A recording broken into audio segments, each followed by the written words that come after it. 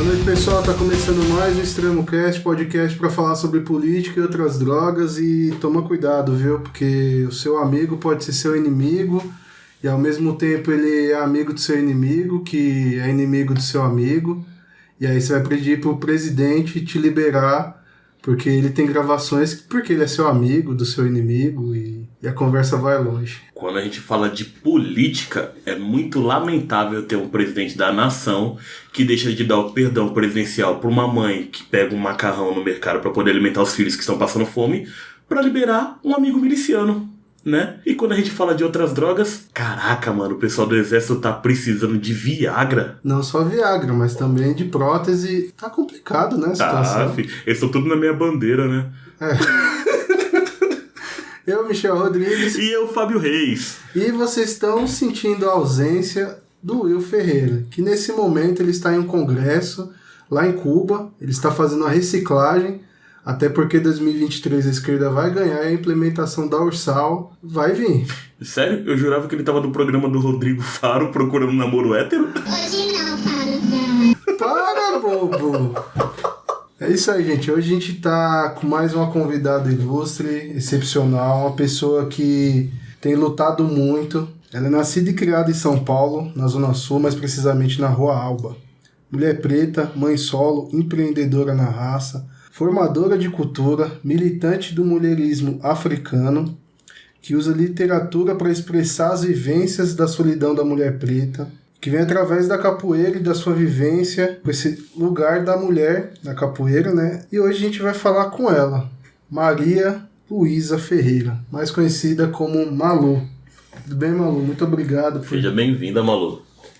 Boa noite, meninos. Eu que agradeço aí a oportunidade de poder ter esse momento de fala, que é tão preciso e tão necessário hoje, e às vezes ao mesmo tempo se torna tão difícil ouvir o outro, né? Faço parte lá do projeto Capoelas, que vem através da capoeira empoderar, vitalizar essas mulheres que hoje, por várias circunstâncias, né, acabam deixando de lado esse lado da cultura, esse lado de poder ter ali um esporte, uma cultura para poder também correr atrás de várias outras questões. Então, esse meu projeto do Capoelas, ele vem justamente de encontro a tudo isso que eu já passei, que eu já vivenciei. E é uma forma também de uma terapia para mim e para as outras mulheres que hoje fazem parte já do grupo. Malu, a gente tinha proposto, né, de fazer esse diálogo. Essa questão que nem você falou, é uma questão muito importante na sociedade, que é a questão da mulher preta no contexto geral.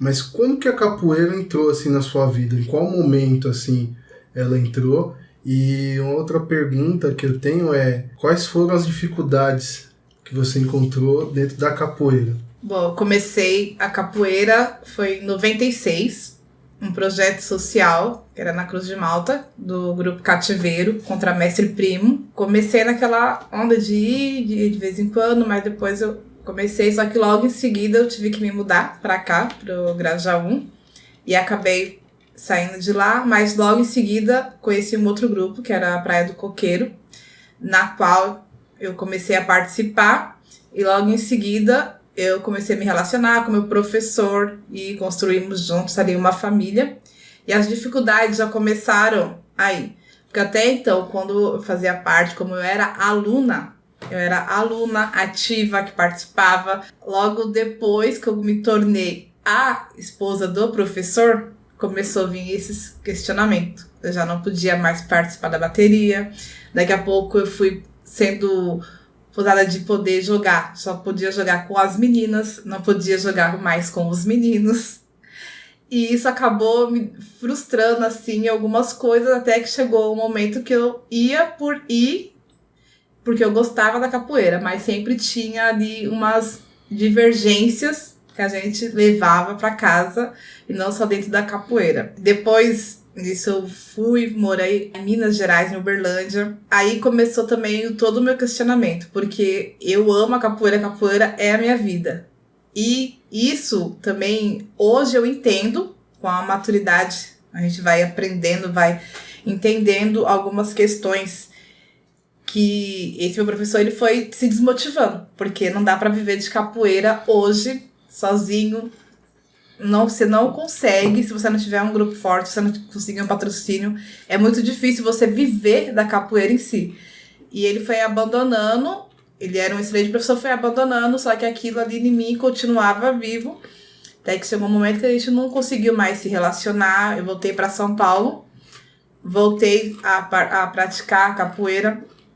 E é muito difícil as dificuldades que a gente encontra dentro da capoeira como mulher, porque você tem que ali ocupar um espaço que é totalmente masculinizado e às vezes ainda você tem que bater de frente com o machismo e sim também com o racismo dentro da capoeira, porque a valorização do corpo preto, da mulher preta é diferenciada quando você coloca um rótulo de uma pessoa branca com uma condição social que vai te dar uma visibilidade melhor para a capoeira, ainda mais hoje, quando a gente tem tudo ali na palma da nossa mão através do celular. O que vale são likes, não é o que a pessoa prospera ali dentro do projeto dela.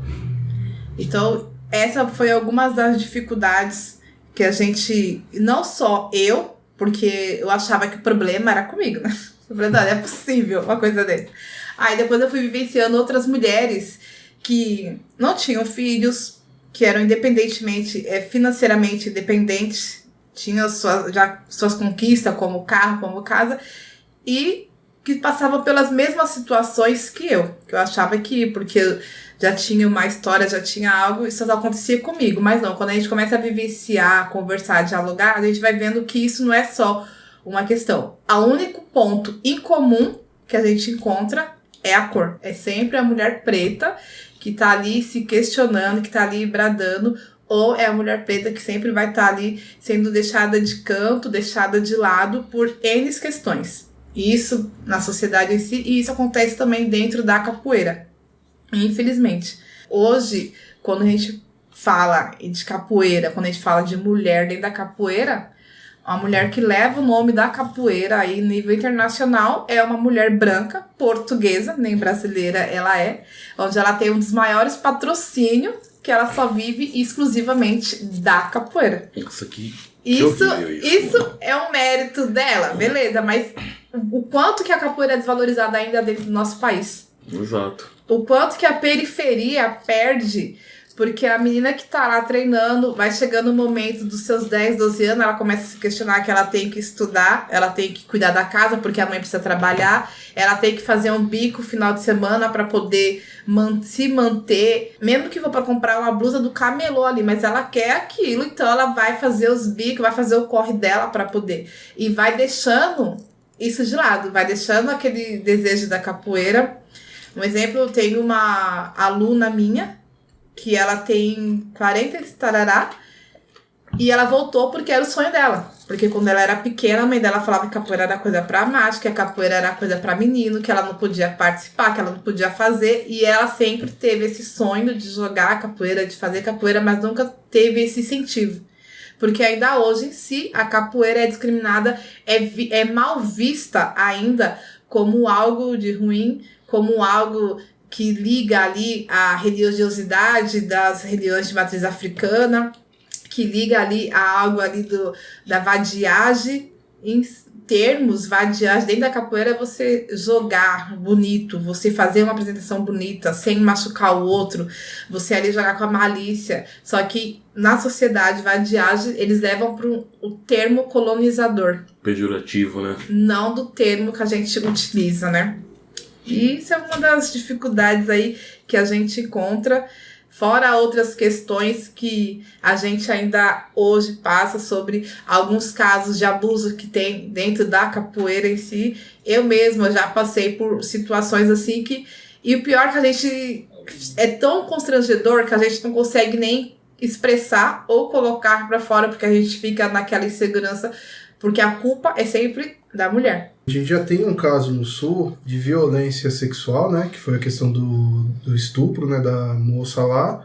E o juiz falou que a culpa é dela. Ela foi violentada e a culpa é dela. Então, assim, isso é uma mulher branca. Eles Aí, inventaram até um termo novo, né? Uma terminologia nova, que é o estupro culposo. Então, é uma sociedade machista e patriarcal, né? e a gente até, na discussão aqui já, a gente já falou.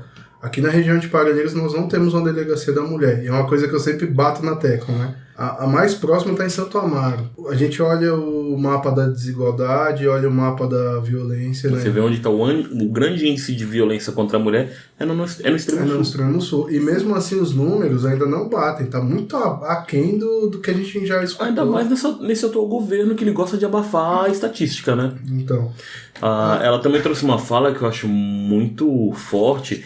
É quanto o sistema ele é cruel com a gente, né? A pessoa tem que anular os seus sonhos para poder sobreviver, sabe? Sempre vai adiando, deixando para outro momento.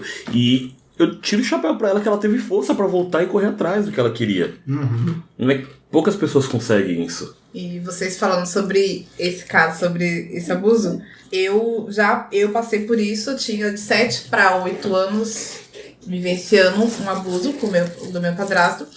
Porém, quando foi descoberto tudo, a gente foi, na época era no Hospital das Clínicas, tinha que fazer todo aquele corpo de delito. Como o ímen não estava rompido, então eles declararam que não aconteceu nada. Então eu passei como a menina mentirosa, a menina fantasiosa. E depois, quando chegou a carta de intimação, eu tive que ouvir ainda da pessoa que, no caso, seria assim, que era para me proteger. Simplesmente minha mãe virou pra mim e falou assim: agora você vai lá e se vira. Eu com 10 anos. Você não inventou a mentira, agora você vai lá na delegacia e se vira. Então, isso é traumas que a gente vem trazendo, que a gente vai trazendo assim dentro da gente e vai passando o tempo, a gente vai colocando isso assim em circunstâncias do dia a dia. Por exemplo, eu com a minha neta, meu maior medo é de acontecer alguma coisa do tipo assim com ela. Então a minha preocupação, às vezes meus filhos ficam brincando com ela, eu já fico com um olhar já tipo, será que eles estão brincando? Será que eles estão fazendo com maldade? A gente acaba não tendo ali aquela inocência de viver um momento, de viver dia a dia calmamente, né? É um transtorno atrás do outro, né? E o Cá por Elas, assim, foi o meu refúgio. Eu precisava colocar isso pra fora, porque eu falei, isso não é só comigo, né? Isso é outras mulheres que precisam também tá sendo amparadas, tá sendo assim. E o Cá por Elas é essa forma, né? Não é somente dentro da capoeira, mas a gente dialogar. A gente fez a minha primeira campanha que eu consegui fazer foi sobre a pobreza menstrual. Fiz uma arrecadação de mais de 1.000 pacotes de absorvente que a gente conseguiu. E isso hoje em dia, ainda é um tabu você falar sobre menstruação. Em pleno 2022, é um tabu ainda você falar sobre menstruação. É engraçado você falar isso, porque aí a gente volta... Não tem como não falar do governo atual, né? A questão da fábrica de absorventes que a deputada Tabata Amaral propôs, por questão disso mesmo, porque... hoje, infelizmente, felizmente com algumas evoluções, infelizmente com outras, né? Muitas meninas, isso pelo menos na nossa época, elas acabavam menstruando assim, né, naturalmente com seus 13, 14 anos. Hoje tem muitas crianças que já estão com seus 9 anos tendo menstruação por questões hormonais mesmo. Imagina uma menina com 9 anos, que a mãe tem que sair 4 da manhã, chega sei lá que horas... Não tem tempo de orientar. Não tem tempo de orientar, não tem tempo de conversar. Às vezes a menina até quer conversar, mas ela tá tão absorvida pelos problemas que ela tem. E aí a gente fala das mães solos, assim, é sempre o pior contexto.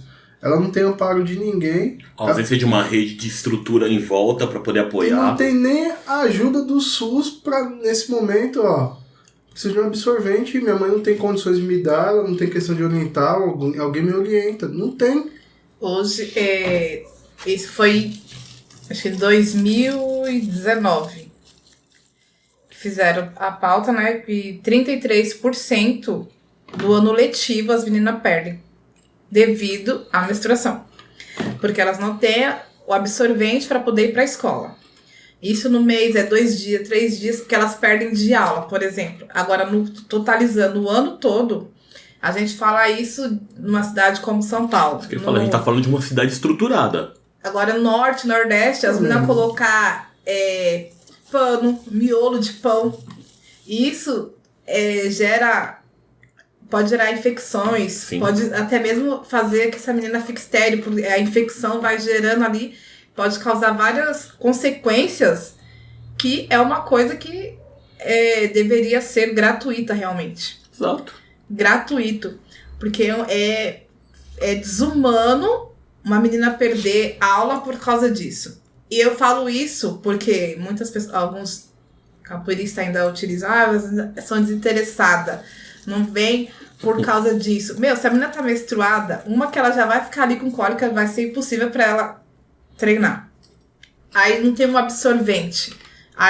Então, isso é questões que a gente vai trazendo. E você tocou no assunto, né, sobre a solidão da mulher preta. Muita gente confunde o ato da solidão como, precisa de um companheiro. Rasgando o termo, precisa de um macho para poder completar ela. Mas não é só essa questão. Porque a gente tem essa parte que fala sobre a solidão da mulher preta, porque a gente, dentro da cadeia alimentar, vamos se dizer, essa é o último. E isso começa desde a escola.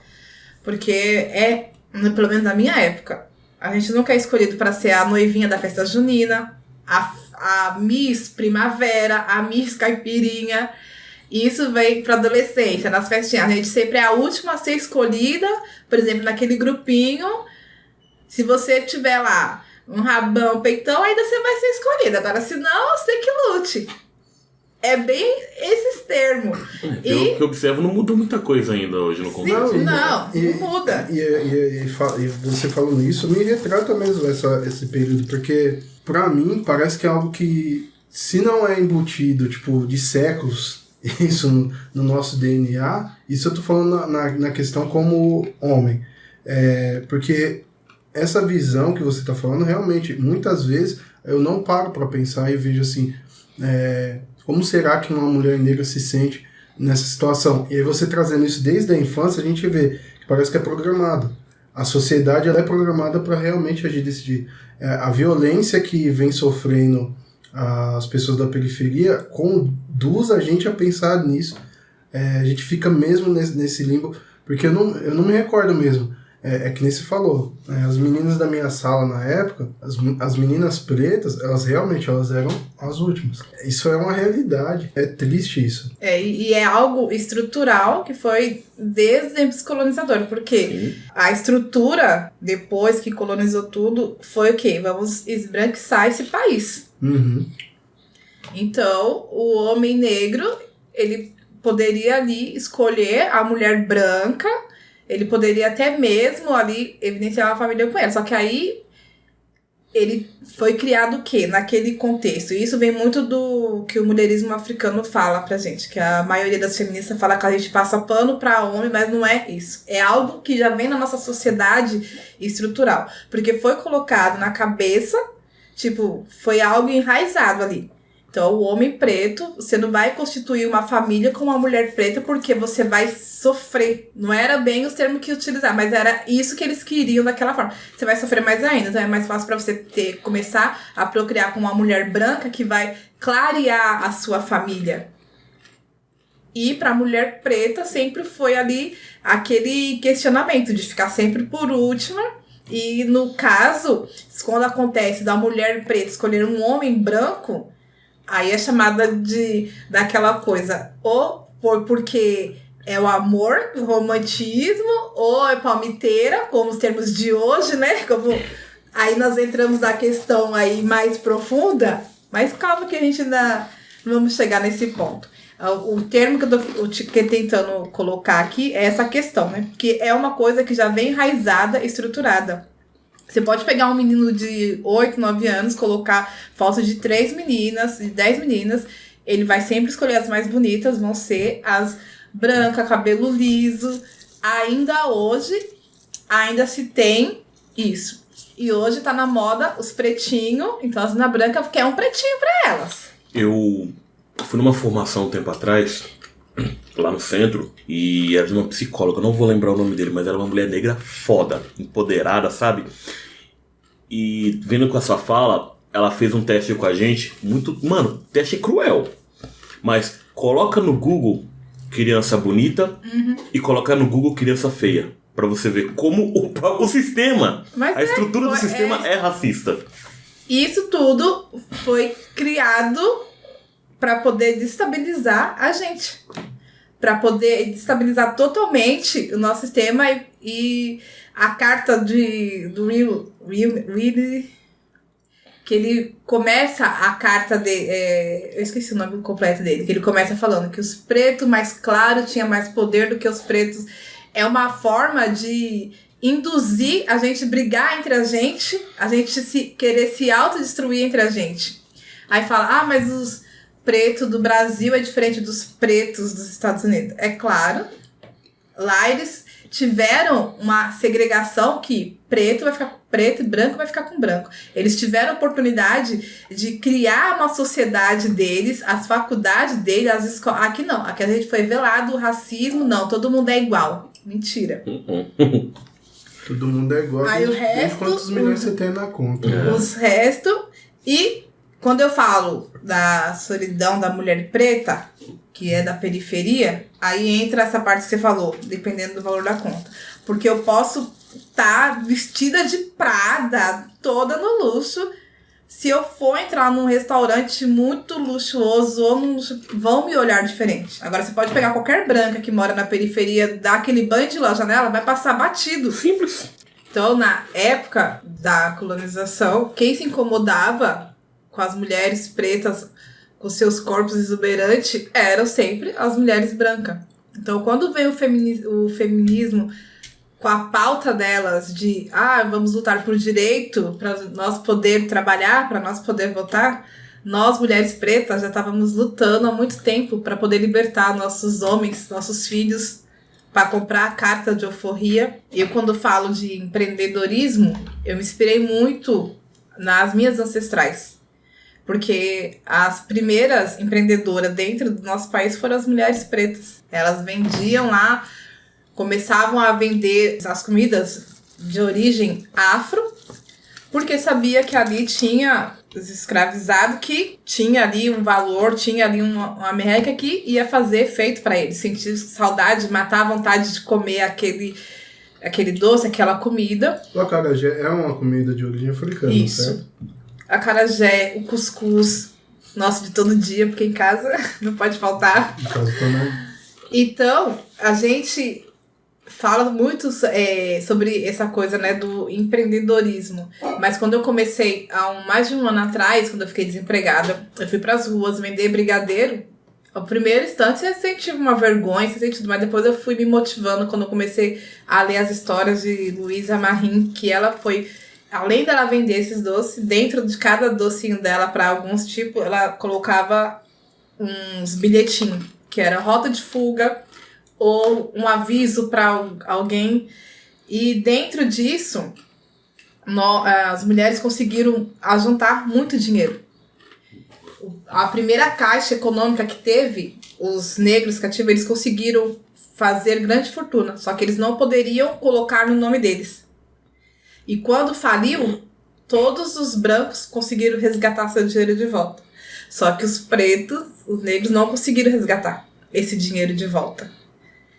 As negras de ganho, elas conseguiram fazer grande fortuna, grandes impérios dentro mesmo das cidades ali de Salvador, porém, eles se assustavam, porque como que uma ex-escravizada vai juntar dinheiro dessa forma? Como que um cativo vai ter dinheiro para...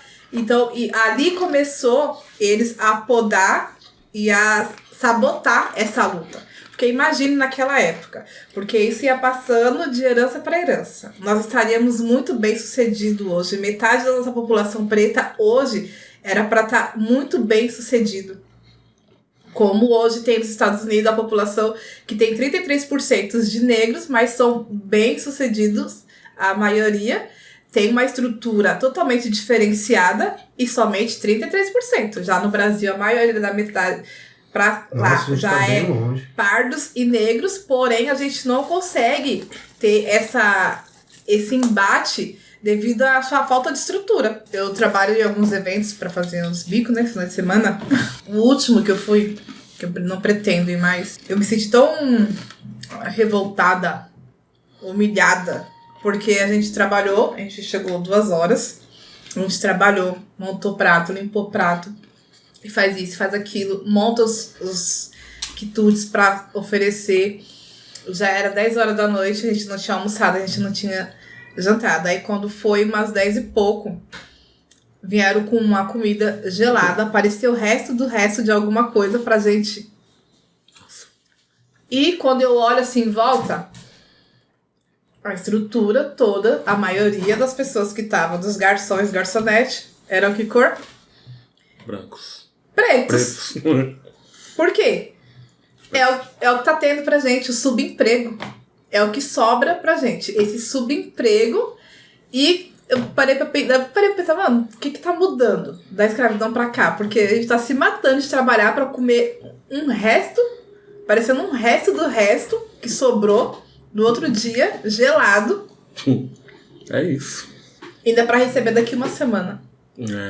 Trabalhei muito assim, buffet. Sei como é que é. Uma coisa que eu sempre falo e sempre tento exercitar é não tentar minimizar a dor do outro e não tentar achar que é fácil as coisas.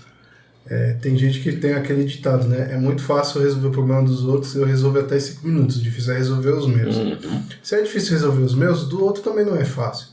Com certeza. E eu vejo nessa trajetória que nem a gente vê essa questão da violência contra a mulher preta em todos os aspectos. De manhã, a Dona Maria está no ponto de ônibus esperando para ir trabalhar, ela é assaltada. Ela é a primeira vítima no ponto de ônibus. As mulheres negras, mães solos também, são vítimas do preconceito por ser mãe solo, por estarem solteiras, né, de modo geral. E aí sempre a culpa é dela, nunca é culpa do parceiro, que normalmente é um cara que não tem caráter, muitas vezes é um cara que é covarde, que ele foge das responsabilidades e ainda fica se gabando por isso, que eu conheço muitos assim. E a culpa sempre recai sobre a mulher. Aí quando a gente tem a oportunidade de exaltar essas mulheres, aí sempre vem a política e compra a pauta de uma maneira machista. Isso a gente viu com a presidenta Dilma. A gente está vendo o caso agora da estátua, né, da Carolina Maria de Jesus. Isso. Que é outra referência da região, Muito. mas que infelizmente, se a gente não buscar estudar o contexto histórico da nossa região, a gente nem sabe quem é ela. Exato. Porque até isso, que nem você falou das mulheres pretas que juntaram recursos durante a questão da escravidão para salvar o próprio povo, ficaram ricas. Só que, cadê as mulheres? Hoje a gente tem Thaís Araújo, que é uma representante, mas ainda está muito longe. A gente tem a Glória Maria, que é uma representante de conquista, de espaço, tem a Maju Coutinho, mas ainda está muito distante. E mesmo assim, elas nessas posições ainda são descriminalizadas, são criminalizadas, Sim. São alvejadas constantemente por conta do machismo estrutural. Mas sabe por quê? Porque a gente sempre espera uma pessoa dessa ficar ou visivelmente financeiramente ou visivelmente exposta na mídia, mas a gente não vê as verdadeiras heroínas ali, ó, batalhando, acordando de madrugada, sabe? Lavando roupa, passando roupa na quebrada para poder levantar um troco. Essas são as verdadeiras heroínas. Sabe, eu respeito quem chegou lá, tipo a Maju, a Thaís Araújo, e respeito o trabalho delas. Mas as verdadeiras heroínas, na minha opinião, estão dentro da quebrada, ali, batalhando, sendo assaltadas de madrugada, sabe? E mantendo um sorriso no rosto pra poder encarar a vida. Aí, esse termo, né, que a gente fala da solidão da mulher preta, que eu falei sobre a questão do companheiro, mas vai muito além. Sim. Porque quando você é mãe solo, quando você tá criando ali os seus filhos, acordando, trabalhando, da hora, você é guerreira. Parabéns pra você. Nossa, você Agora, quando seu filho começa a dar errado, também, lá, a mãe onde tá? Foi pro pagode. A mãe não pode ter um minuto de paz, porque a culpa é sempre da responsável. O pai ninguém nunca nem cita, mas a responsabilidade cai toda sobre essa mulher. Quando o filho dá errado, quando acontece alguma coisa, a culpa é sempre daquela mulher. Só que ninguém enxerga ali quando essa mulher ainda tem uma estrutura. Por exemplo, ela tem uma mãe, ela tem um pai, ela tem um irmão que vai zelar por ela, ainda ela consegue ter ali. Agora, quando ela é mãe solo, de sozinha, de estar batalhando ali, é cruel demais.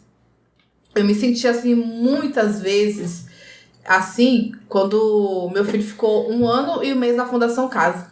Eu achava que a culpa era minha, então eu que corria para todos os cantos. Quando eu cheguei na Fundação Casa, nos horários de visita, eu olhava assim pro lado, assim, e falei, putz, quanta mulher. E eu vi, assim, uma família, tênis de marca, roupa de marca, o pai e a mãe ali. Eu falei, puta, mano, que orgulho. O pai e a mãe ali indo visitar todo domingo, eles estavam ali. E tinha uma estrutura totalmente diferenciada da minha. Eu falei, pô, caramba, o moleque tem de tudo, por que o moleque tá aqui? Então o erro o problema não é comigo. Aí eu comecei a estudar, a ouvir pessoas que eu gosto de conversar. E eu vi que é essa sociedade. É o sistema. O sistema que vai colocando, vai jogando a gente ali por um lugar, não dizendo que eles estão certos ou eles estão errados, mas é tão violento de uma forma que você sai, por exemplo, antes eu saía de manhã cedo de casa, saía 5h30, 6 horas da manhã, eu chegava em casa às vezes 11 horas, meia-noite.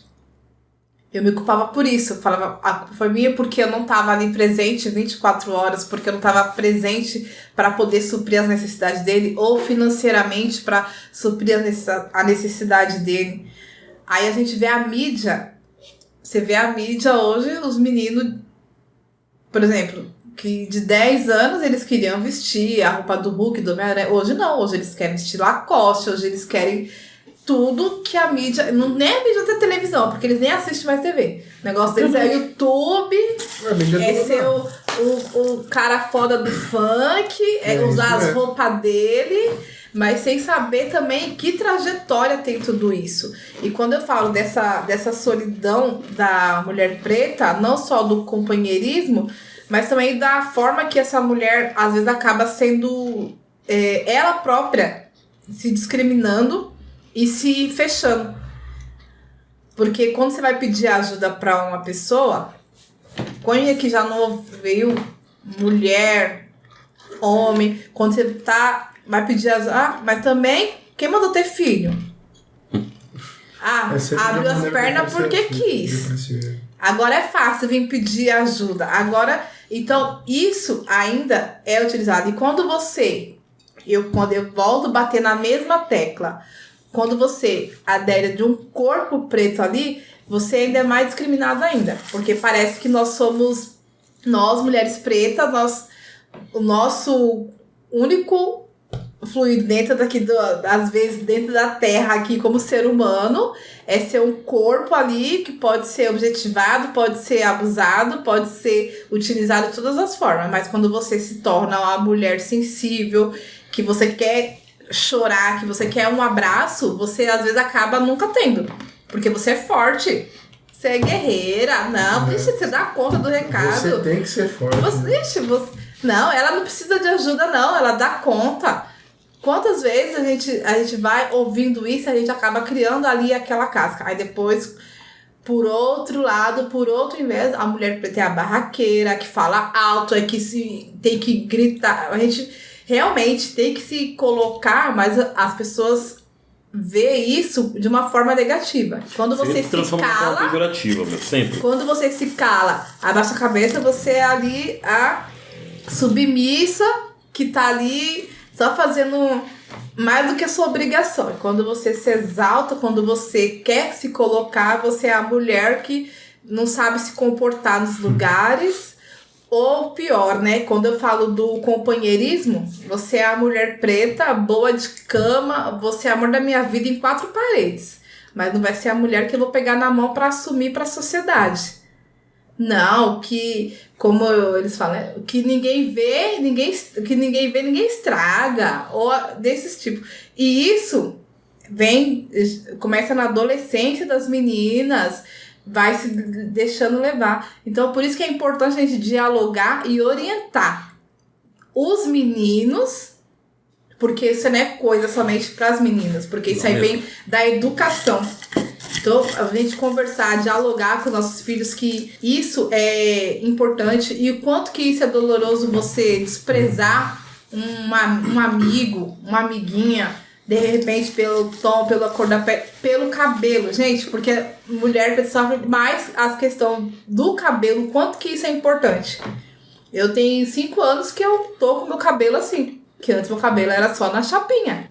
Isso pra mim foi, assim, renovador, foi, assim, transformador pra mim como mulher preta. Me libertar.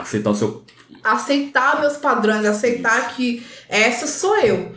Isso pra mim foi, assim, maravilhoso. Mas eu prefiro você de cabelo liso. Eu fui fazer, na minha última empresa que eu trabalhei antes que eu tô agora, eu fui convocada pra fazer o processo seletivo pra subir de cargo. Aí a pessoa olhou pra mim e falou assim, mas você vai com esse cabelo? Aí como eu sou muito brincalhona, eu falei, não, eu vou tirar ele, deixar ele lavado, aí você vai me dar uma lace, tá? De 1.200, 1.500 reais eu coloco.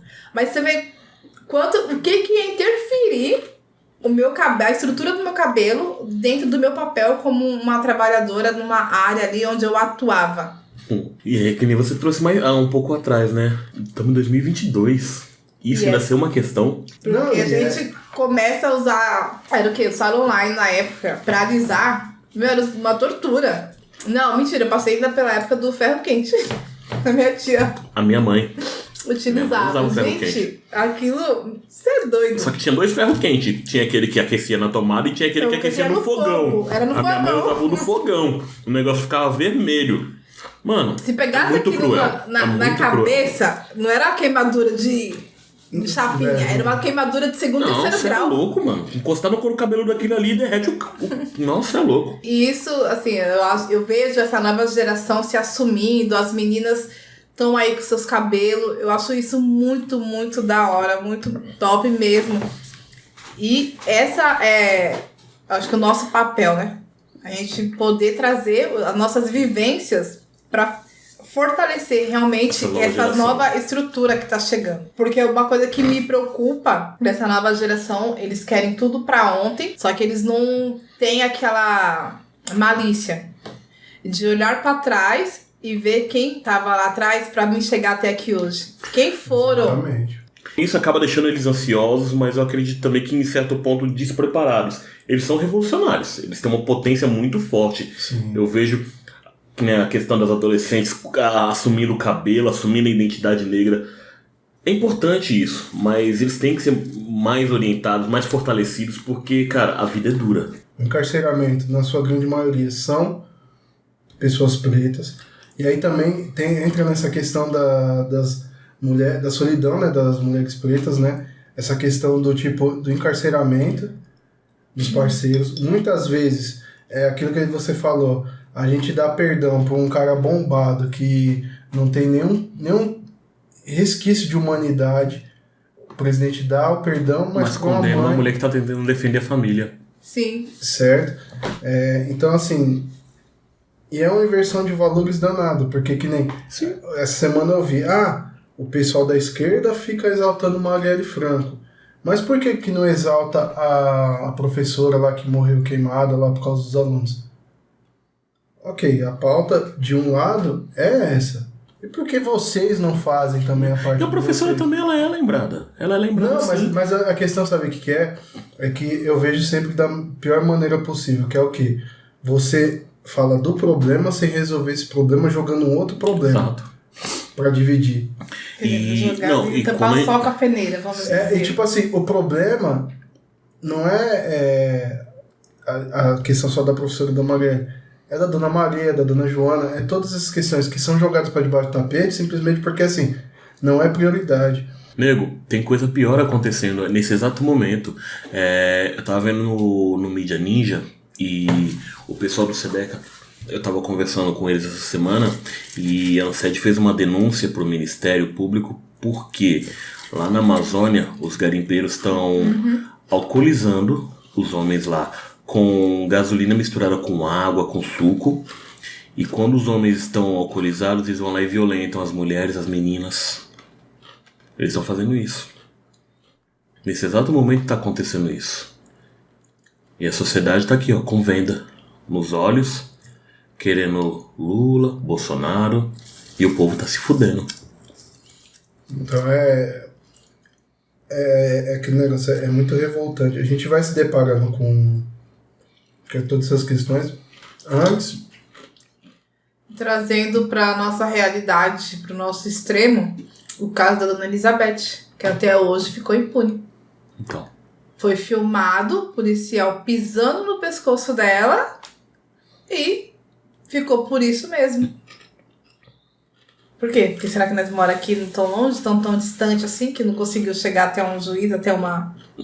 Não sei, né? Vai saber, né? Não é interessante pra eles olharem.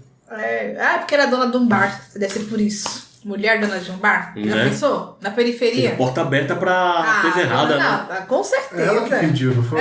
Com certeza. Isso mesmo. Foi ela que pediu. Filho, foi que nem o pai que morreu com 80 tiros, né? Ele pediu. Também que mandou passar, né? Um carro. Quem mandou ter um carro daquele? Quem mandou ter um carro, né, cara? Preto, ter um carro daquele. Ter um carro bom, né? É aquela coisa que nós estávamos falando. A gente cria os nossos filhos nesse círculo, que é aqui dentro da nossa comunidade, aonde por mais que eles brinquem, eles não vão sofrer do racismo em si, na pele. Agora, a partir do momento que eles saem da nossa bolha, sim, aí já é diferente. Igual o caso que eu falei que eu tive que deixar meu filho em Santo André pra ele vir embora sozinho, porque o meu medo, minha preocupação não era dele se perder ou algo do tipo. Era dele ser abordado por um policial, era dele ser, sabe, acometer alguma coisa ali e você tem que explicar para um moleque que na época tinha 13 anos que tá com RG, não corre, não... Sabe? Não faça nada que entrar na loja pra comprar algo. Tá de capuz, levanta o capuz, sabe? Isso é muito cruel, porque eles estão dentro ali, pra eles ainda nessa fase dessa idade, eles não sabem o que é isso, porque eles estão ali entre os coleguinhas dele, entre a gente, então pra eles tudo é normal.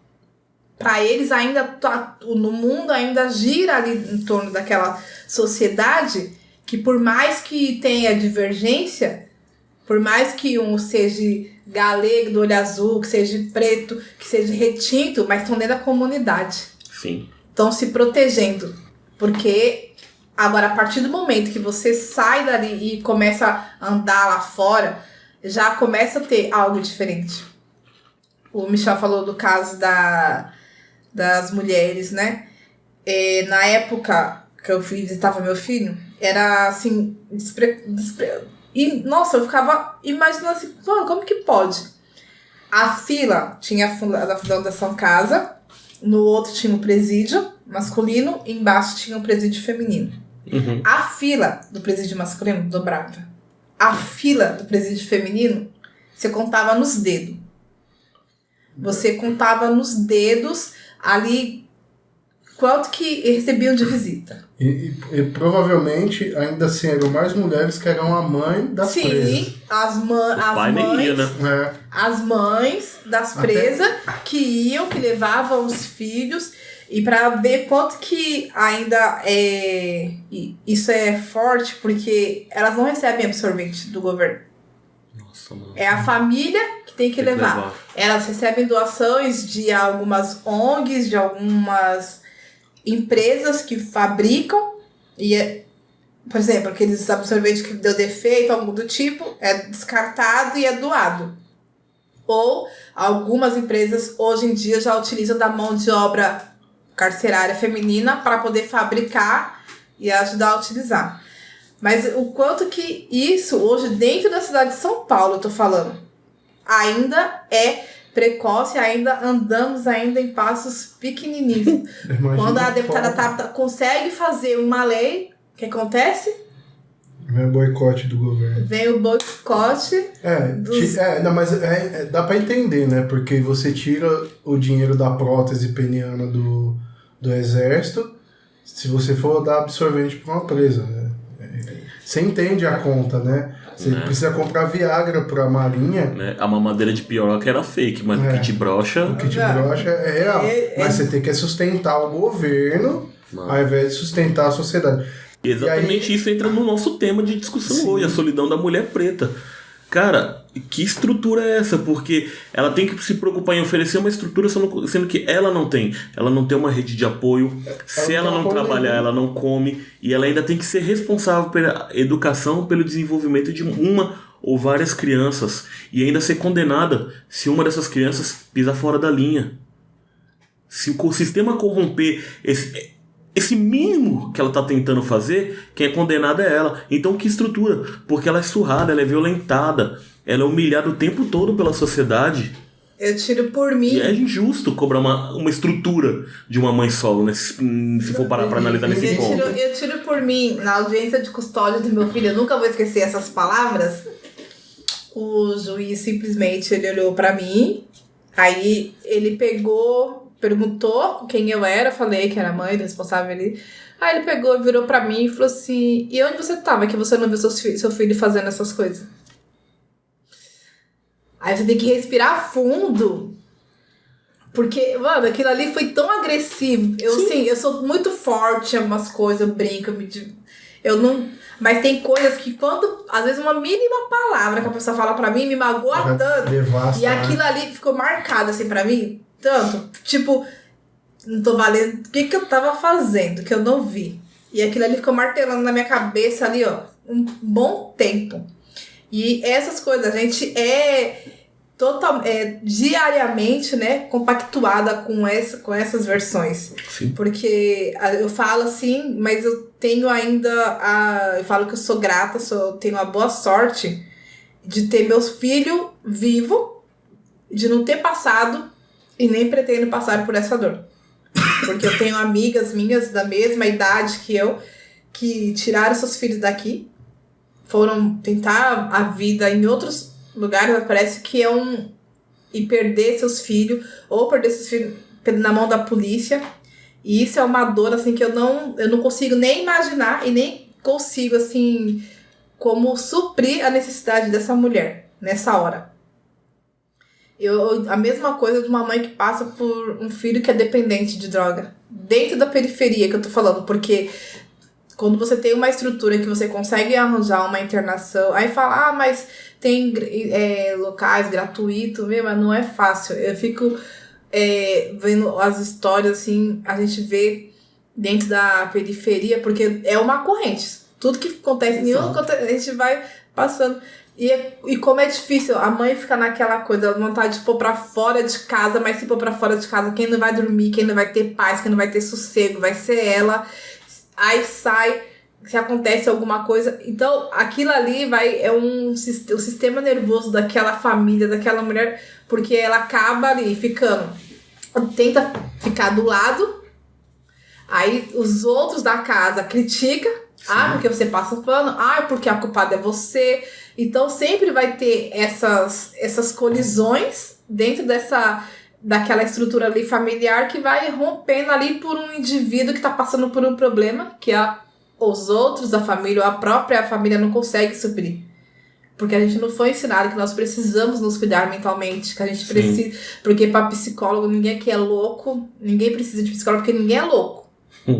Esse é o termo. E a gente precisa realmente, né, de se cuidar mentalmente, de ter uma terapia, de alguém ouvir a gente somente falar.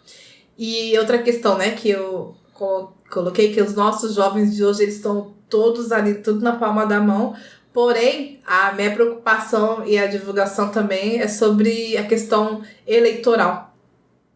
O tanto da última eleição de jovens que não votaram com idades apropriadas, mas não se interessaram, nem fizeram questão de tirar o título. Muitos, eu vi parente meu de 20 anos, não tem título.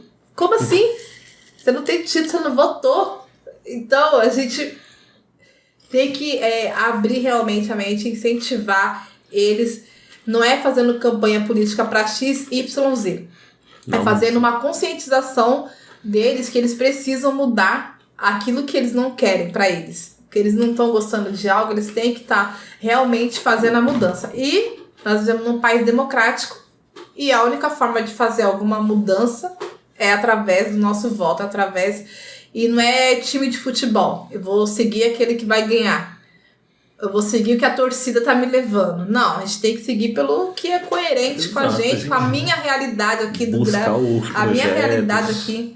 Então a gente tem que ter essa coerência, né?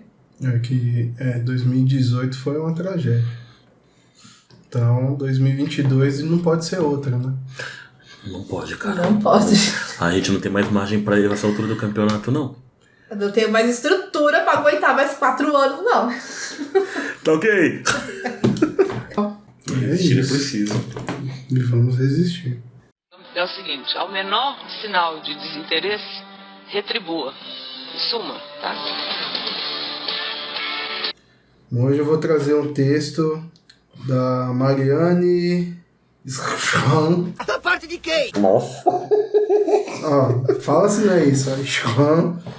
Deve ser alemão. Charan. Deixa eu tentar também, né, mano? É Mariana Schramm. É isso aí. Algumas pessoas desconhecem os sacrifícios que as mães fazem. Querem sempre mais. Não veem ela acordar cedo e voltar tarde. Não vê ela gastar tudo que tem para pagar o aluguel, comprar comida, pagar as contas, vestir, calçar, educar, etc. Algumas pessoas endeusam o pai ausente que nunca se preocupou com nada disso. O pai que não deu nem o trabalho de ligar para dizer parabéns no dia do aniversário. Naquele dia em que a mãe gastou até o que não tinha para fazer uma festa, reunir seus amiguinhos e comprar seu presente. Para algumas pessoas não importa se a mãe não tinha o que vestir, o que calçar ou o que comer na hora do almoço em seu dia de trabalho. Só importa as vezes em que ela disse não para uma futilidade, quando ela perdeu a cabeça e gritou porque não aguentava mais falar e não ser escutada. Para algumas pessoas não importa quanto sacrifício você faça por elas, elas sempre vão dar valor para quem nunca fez nada por elas. Que bom que nem todos são assim. Que bom que muitos sabem reconhecer os sacrifícios que suas mães fazem diariamente. E agora, vamos chamar a vinheta do A Quebrada Também Tem Bom Gosto? Vamos lá. Então bora. Só quem é de lá. Só quem é de lá.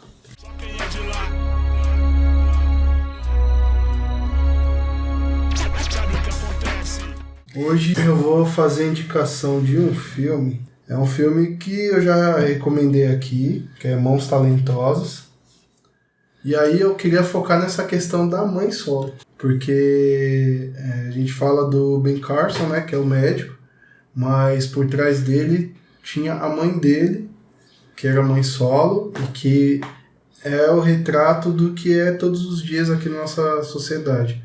Uma mãe solo que luta sozinha para sustentar filhos, para tentar dar o do bom e do melhor, e não permite que os filhos pensem que eles são menos por questão das condições que eles estão, por questão da cor deles, por nada disso. Ela quer que eles sejam os melhores, independente disso. E às vezes eu acho que falta muito essa motivação de nós mesmos, nós pretos mesmo, de pegar e falar para as nossas mulheres, para os nossos filhos, que eles são fodas, que eles são mais do que a sociedade diz, que eles podem sim conquistar, podem tomar o espaço que é por direito deles. É isso. Bom, minha indicação, Carolina Maria de Jesus, Quarto do Despejo. Mulher preta, periférica, catava papelão para poder sobreviver e fez no limão uma limonada. Aproveitava ali no seu recolhe desse papelão, pegava caneta, caderno, e com isso ela começou a escrever, e até que enfim, quase depois, né, já ela falecida quase depois de meio século, ela veio ser descoberta aí e receber o seu devido valor, que ela já tinha sido descoberta, claro, mas não tão valorizada quanto ela está sendo agora. E é uma dica aí para vocês sentir aquele cheirinho do livro, passar a mão nas páginas. Eu sei que tem o digital agora, mas Eu sou adepta ao livro, sou das antigas, gente. Da época do analógico. Né? É foda, mano. Vocês mandam umas indicações foda aí e depois vem eu com uma palhaçada, né? Mas tem que ter o contraponto, as outras drogas. Né? E falando em outras drogas, cara, essa é uma série muito doida que eu tô assistindo aí que eu queria indicar pra vocês, que é o Cavaleiro da Lua. É uma extensão aí do universo da Marvel pros seriados aí, e tá sendo uma produção muito foda, sabe? Conta a história de um cara que... Mano, eu vou dar logo um spoiler grande lá pra quem quiser assistir e ficar nervoso comigo, tá ligado? Sou marviana. Atenção, este vídeo não contém spoilers de verdade. Ou talvez contenha, eu não sei. Isso foi um spoiler. Pô, mano, é só o final, relaxa com isso, ainda tem muito filme pra ver.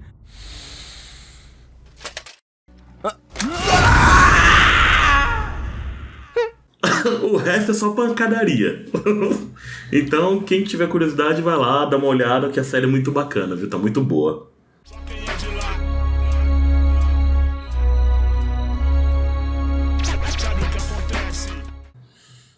Então são as nossas indicações. Malu, eu gostaria de mais uma vez agradecer a sua presença aqui. Muito obrigado. Obrigado por nos ensinar a respeitar, né, também porque é isso, eu acho que essa troca a gente tem sempre a crescer e aprender a respeitar o espaço tanto da mulher preta como a mulher em geral, mas especificamente da mulher preta, e não ter mais aquele olhar preconceituoso do tipo é só mais um corpo. Não, é um ser humano como todos os outros, mas que sofre as penalidades que a sociedade impôs, e a gente sabe que isso não é de hoje, vem lá de trás, e que toda hora a gente precisa reconstruir, ressignificar todo esse processo para ter um entendimento correto e, ao invés de atrapalhar, ajudar as mulheres nesse processo. Então, muito obrigado pela sua contribuição. Espero ter uma próxima oportunidade para a gente vir com outros assuntos, focar mais nessa questão da capoeira também, que eu acho muito importante. Ter esse papel da capoeira junto com a luta da mulher preta, eu acho que isso traz outro significado, mais importante ainda do que algumas outras lutas. De verdade, hoje você coloriu esse episódio de uma forma tão linda, tão bacana, mesmo com a importância, com o peso do tema, falando sobre a solidão da mulher preta, periférica, mas você fez eu voltar na minha infância, tá ligado? As coisas que eu testemunhei a minha mãe fazendo por mim e tal. Então hoje você trouxe esse exemplo aqui. Tenho certeza que você refrescou a memória de muitos aí, sabe? Você trouxe à tona esse debate. E é só gratidão por tudo que você trouxe aqui hoje pra gente. Foi um episódio muito foda, tá ligado? É um daqueles episódios que a gente tem até dó na hora da edição pra, tipo, pensar o que fica, o que não fica. O editor tá ferrado. Né? Mas, de verdade, muito obrigado mesmo, sabe? Ai, gente. Sem palavras. Eu que agradeço pela oportunidade de poder ser ouvida e poder fazer com que chegue em outras mulheres, em outras meninas que estão aí, às vezes, sem um sentido certo, que realmente se valorizem, que se a gente não começar a se valorizar pela gente, o outro jamais vai valorizar a tal ponto.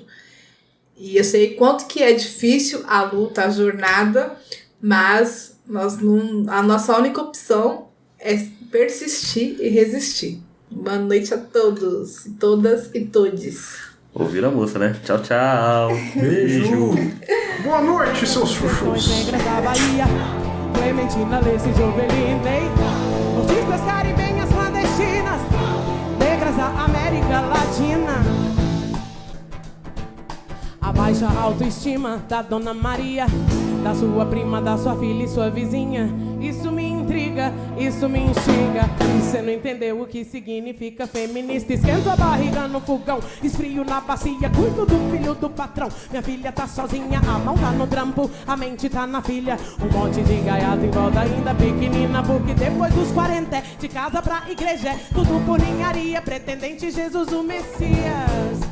Tive que trabalhar, não pude parar. Guerreira, estradeira, capoeira na gigante. Era um planeta, que a avó era analfabeta. O mundão tá doido, acaba, mas ela não. Minha avó formou na vida e nunca soube o que é reprovação. Eis a questão.